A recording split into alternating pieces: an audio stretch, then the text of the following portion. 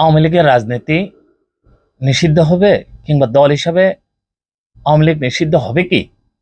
আর এই সিদ্ধান্ত কি ইন্টারিম গভর্নমেন্ট নিতে পারে? চলুন বিস্তারিত কথা বলি।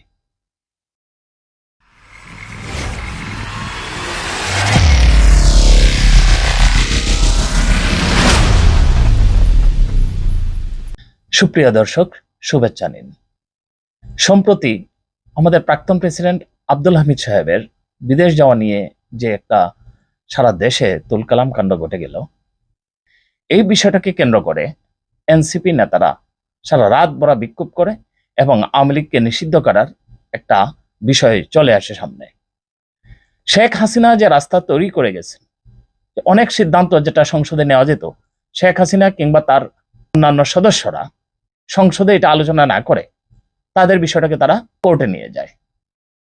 এই যে কোর্টে নিয়ে যাওয়াটা এবং কোর্ট কর্তৃক সিদ্ধান্তের পরে তারপরে কোর্টের রায় হিসাবে সেটাকে এক্সিকিউট করার যে একটা প্রবণতা শেখ হাসিনা তৈরি করে গেছেন, সেই শেখ হাসিনার রাস্তায় যদি ইন্টারিম গভর্নমেন্ট আওয়ামী লীগকে ট্রাইব্যুনাল 1 কিংবা 2 তে যদি মামলা করে দেয়, আর এই ট্রাইব্যুনালের তথ্য উপাত্ত নিয়ে দল হিসাবে আওয়ামী লীগ যদি গত গণহত্যায় জড়িত থাকে সন্দেহাতীতভাবে প্রমাণ হয়, তাহলে ট্রাইব্যুনাল যদি এমন একটা সিদ্ধান্ত দেয় যে এই দল নাৎসি বাহিনীর মতো এবং নাৎসি দল হিসাবে যেভাবে নুরেমবার্গ ট্রায়ালে দলটাকে চিরতরে রাজনীতি করার জন্য ব্যান করে দিয়েছে, সেরকম যদি আওয়ামী লীগ কিন্তু এই দেশের মাটিতে আর রাজনীতি করার মতো কোনো ক্ষমতা থাকবে না। কারণ একই কোর্টে বিগত জামাত এবং বিএনপির নেতৃবৃন্দদেরকে রায় দিয়ে তাদের ফাঁসি কার্যকর করা হয়েছে। তার মানে এই কোর্টে যখন কোনো রায় হবে, সেই রায়কে প্রত্যাখ্যান করার মতো শেখ হাসিনা কিংবা আওয়ামী লীগের নৈতিক কোন রকমের স্ট্যান্ড থাকবে না।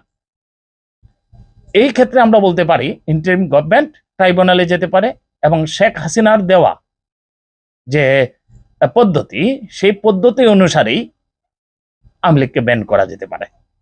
একটা বিষয় খুবই খেয়াল করার বিষয়, এই গভর্নমেন্ট কিংবা অন্যান্য যারা দল রয়েছেন, তারা এইটা দাবি করতে পারেন যতদিন পর্যন্ত কোর্টে মামলাটা চলবে ততদিন পর্যন্ত আওয়ামী লীগ কোনো রাজনৈতিক কর্মকাণ্ডে অংশগ্রহণ করতে পারবে না, একটা সিদ্ধান্ত আসার আগ পর্যন্ত। যেহেতু আওয়ামী লীগ এখন পর্যন্ত মাঠে এসে তারা প্রকাশ্যে দেশবাসীর কাছে ক্ষমা চেয়ে বিগত মেসাকারে তাদের যে কন্ট্রিবিউশন ছিল সেটাকে তারা অ্যাডমিট করে জনগণের কাছে প্রকাশ্যে এসে বলুক যে আমরা রাজনীতি করতে চাই।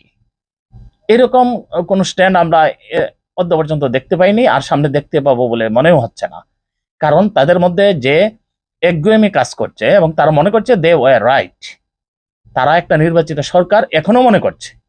আওয়ামী লীগের ভিতর এই একটা টেন্ডেন্সি অত্যন্ত মারাত্মক, দে আর ভেরি অ্যাগ্রেসিভ।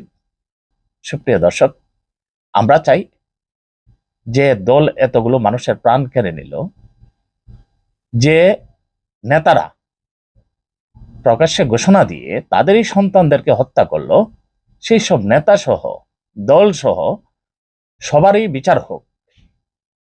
এই দলের বিচারের মধ্যে দিয়ে আমরা জাতি হয়তো কিছুটা আমাদের যে রক্ত দিয়েছে সেই রক্তের যে এই কিছুটা দায় আমরা সম্ভবত এড়াতে পারবো। আর যদি এই বিচারটা আমরা না করি এবং আওয়ামী লীগ যদি দল হিসাবে মাঠে থেকে যায়, তাহলে এতগুলো মানুষের জীবন এবং তাদের পঙ্গুত্ব বরণ সবকিছুই বৃথা যাবে।